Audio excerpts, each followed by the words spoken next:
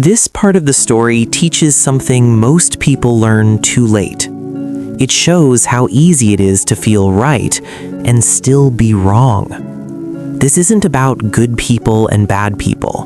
It's about how opinions are formed, quietly, emotionally, without proof. If you listen carefully, you'll recognize yourself in this story, because at some point, everyone has trusted the wrong version of the truth. Everyone has judged someone based on tone, timing, or silence. This chapter is about confidence without certainty, about how pride can harden opinions, and how attraction, resentment, and ego mix together until clarity disappears. By the end, you won't be thinking about who was right. You'll be thinking about how easily the mind picks a side and how hard it is to walk back once it does. So if you've ever believed a story because it felt convincing, if you've ever disliked someone before truly knowing them, this part of the story is going to hit close to home. Because this isn't fiction anymore. This is human nature. The next day, Elizabeth told Jane everything that had happened between her and Wickham. Jane listened carefully. She was surprised, and honestly, she was worried. She couldn't imagine how Mr. Darcy, someone so close to Mr. Bingley, could really be as cruel as Wickham described. But at the same time, Wickham looked sincere. He spoke gently. He didn't sound bitter. And Jane wasn't the kind of person who doubted someone who appeared kind and honest. So her heart did what it always did. It tried to protect everyone. Jane decided the truth must be somewhere in the middle. Maybe both men had been misunderstood. Maybe others had interfered. Maybe no one was truly at fault. Elizabeth smiled at Jane's effort to see the good in everyone. She, on the other hand, felt very sure of herself.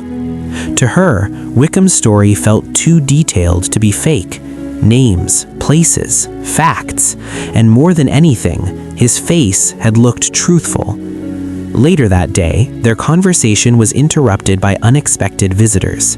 Mr. Bingley arrived with his sisters. They came in person to invite the family to the long-awaited ball at Netherfield. Everyone was pleased. Mrs. Bennet was thrilled and immediately convinced the ball was being held in Jane's honor. Jane imagined a happy evening, good company, gentle attention, and hope. Elizabeth thought about dancing with Wickham and about watching Darcy closely, expecting his behavior to confirm everything she already believed. The younger sisters were excited simply because a ball was a ball. Music, dancing, officers, nothing more was needed. Even Mary approved, calmly explaining that some recreation was good for the soul. Elizabeth, feeling unusually cheerful, asked Mr. Collins if he planned to attend the ball. To her surprise, he had no objection at all. In fact, he proudly announced that he intended to dance and hoped to be honored with the hands of all his cousins. Then he did something worse. He formally claimed Elizabeth for the first 2 dances. Elizabeth froze inside. Those dances were supposed to be Wickham's, but there was no escape. She agreed politely while realizing something uncomfortable. Mr. Collins was beginning to see her more than a cousin. Days passed. Rain fell non-stop. No walks, no visits, no Wickham. The anticipation for the ball grew unbearable, and then the night finally arrived. Elizabeth entered the Netherfield ballroom full of expectation, and in seconds, it all collapsed. Wickham wasn't there. At first, she couldn't believe it. Then she was told he'd gone to town, possibly to avoid Darcy. That single detail hardened her heart completely. From that moment on, every polite word from Darcy felt offensive. Every attempt at courtesy felt an insult to Wickham. She avoided him, she judged him, and she didn't question herself for a second. The evening moved on. She endured 2 painfully awkward dances with Mr. Collins, then danced with an officer and spoke warmly of Wickham, and then, without thinking, she found herself agreeing to dance with Darcy. Neither of them spoke much at first. When they did, the conversation was sharp, controlled, and edged with pride. Elizabeth teased, Darcy restrained himself, and slowly, quietly, the tension between them became undeniable.